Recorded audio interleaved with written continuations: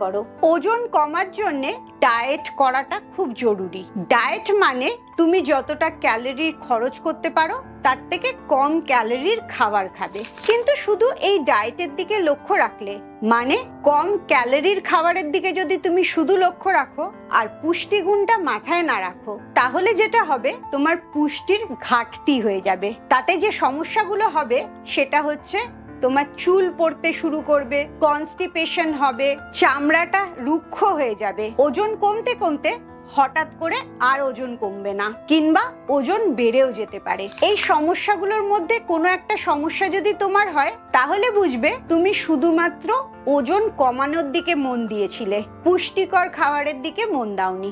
যখন তুমি পুষ্টিকর খাবার কিন্তু ক্যালোরিতে কম এরম খাবার বেশি খাবে, তখন দেখবে খুব সুন্দর করে ওজনটাও কমবে আর এই শারীরিক সমস্যাগুলোও হবে না। এর জন্যে প্রথম স্টেপ যেটা নেবে সেটা হচ্ছে চেষ্টা করবে তোমার খাবারের সময়টা কম করে ফেলতে।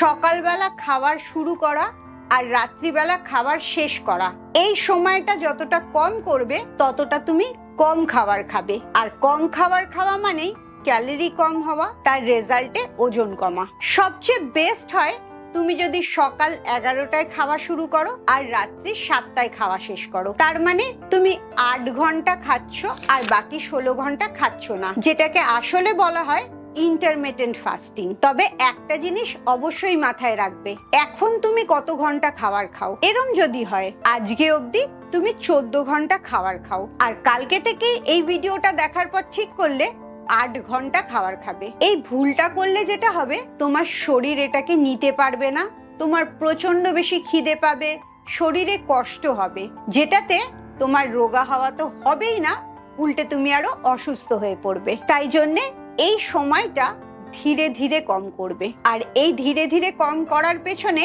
একটা জিনিস মাথায় রাখবে, এটা তোমার জীবন যাপনের পরিবর্তন। শুধুমাত্র রোগা হওয়ার জন্য তুমি এই অভ্যাসটা করছো না, যে অভ্যাসটা করবে সেই অভ্যাসটা বাকি জীবনটাও মেনে চলবে। এর মধ্যে 2-4 দিন এদিক ওদিক হতেই পারে, বিয়ে বাড়ি গেলে বা রাত্রে কোনো পার্টিতে গেলে, সে দিনগুলো বাদ দিয়ে বাকি দিনগুলো ইটিং উইন্ডোটাকে কমই রাখবে।